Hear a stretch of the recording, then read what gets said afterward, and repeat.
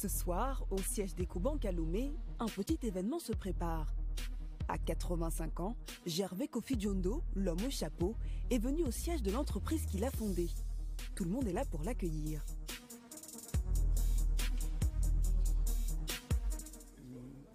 Bienvenue chez vous. Bienvenue à la maison. Merci, merci. S'il est sorti de sa retraite aujourd'hui, c'est à l'occasion du lancement de son livre de mémoire sur ses 65 ans de carrière. L'idée de ce livre est venue d'abord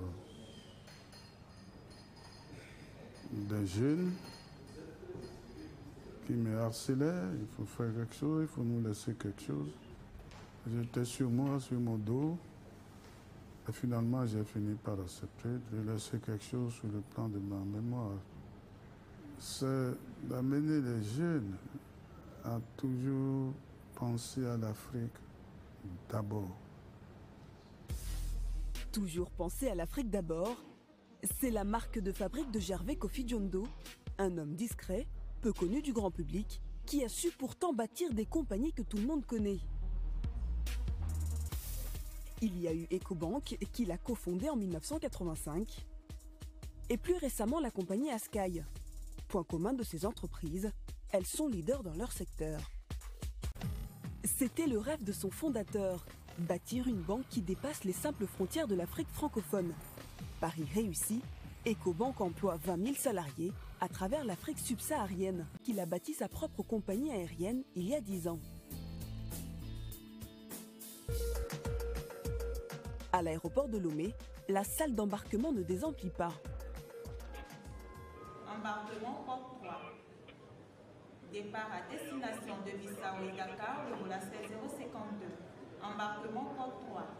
La compagnie Askai vous remercie et vous souhaite En l'espace d'1h30, pas moins de 10 avions de la compagnie Askai doivent décoller. Destination Monrovia, Yaoundé ou encore N'Djamena. Bonjour madame. C'est la particularité de cette compagnie.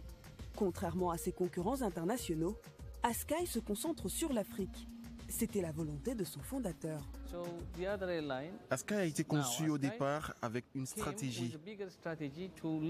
Non seulement nous voulions relier les villes entre elles, mais aussi, dans un deuxième temps, la région et même la sous-région au reste du monde. Ici encore, Gervais Diondo a placé un anglophone aux manettes. Awadou Simachew est un ancien cadre d'Ethiopian Airlines. C'est désormais lui le DG. Mais le fondateur n'est jamais bien loin. Quand on a un souci, on n'hésite pas à aller le voir.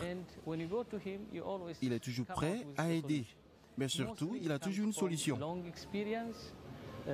Cela lui vient de sa longue expérience dans le domaine des finances et maintenant de l'aviation. Mais surtout, il a de bonnes relations avec les acteurs économiques majeurs dans de nombreux pays.